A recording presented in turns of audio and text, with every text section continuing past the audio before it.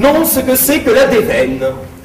J'avais mis mon beau pantalon, un pantalon de la semaine, et m'en allais voir Madelon. Madelon est le nom d'une femme. Vous avez aisément compris que Madelon était la dame de qui mon cœur était épris. Oui. Faisant sans projet de ménage, j'allais devant moi tout songeur, rêvant d'un prochain mariage d'où dépendait tout mon bonheur. Bref, j'en avais tant dans la tête que là, sur le bord du trottoir pour m'y réfléchir, je m'arrête, sans même m'en apercevoir. Soudain, à la jambe, j'éprouve une étrange sensation, je tâte. Qu'est-ce que je découvre? Horreur, une inondation. Un marque de chien.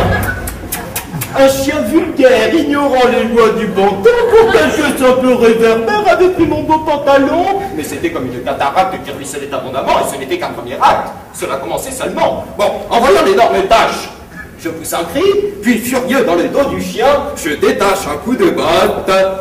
Généreux!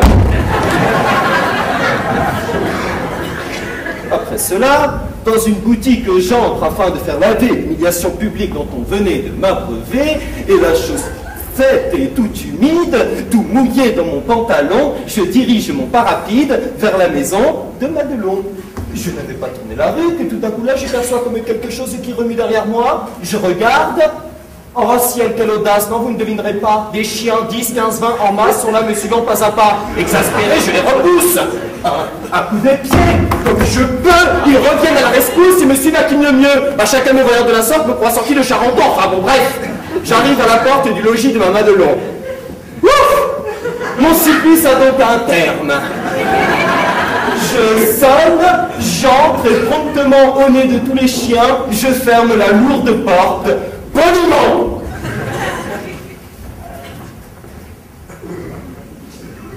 Mais voilà bien une autre affaire. À peine ai-je vu Madelon qu'elle me montre toute fière un tout petit chat de salon. Je viens de l'acheter! Me dit-elle. N'est-ce pas qu'il est charmant?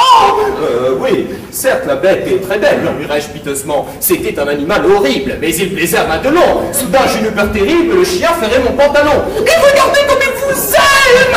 En effet, oui, j'étais tout blême. Madelon trouvait ça charmant. Hélas, ma crainte était fondée. Tout d'un coup là, en plein salon, je sentis ma jambe inondée. C'en est trop! J'éclate en furie, et comme un feu subitement aux yeux de la belle aérie, je me lève et sors brusquement. J'étouffe! Je n'en puis plus! J'en ai la permis, mais patatras, qu'est-ce que je vois dans la rue? Tous les chiens m'attendaient en bas!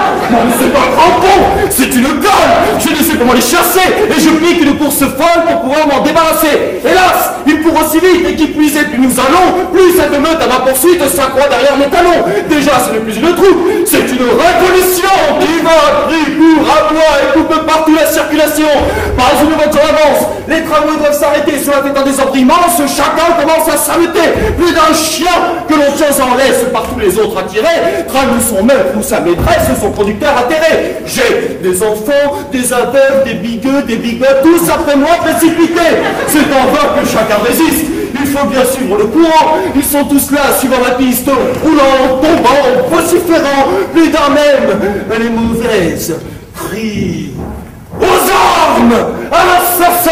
Des gens chantent de la Marseillaise, l'épouvante est sur mon chemin, on parle de guerre civile, Paris entier est en émoi!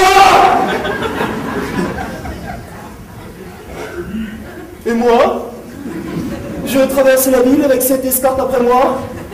Enfin, tout mouillé, tout en nage, j'arrive chez moi tout perclus, jurant bien le cœur plein de rage que l'on ne m'y reprendrait plus. Et depuis, d'une odeur infecte, je m'inonde de haut en bas. C'est un peu gênant dans le monde, mais les chiens ne m'approchent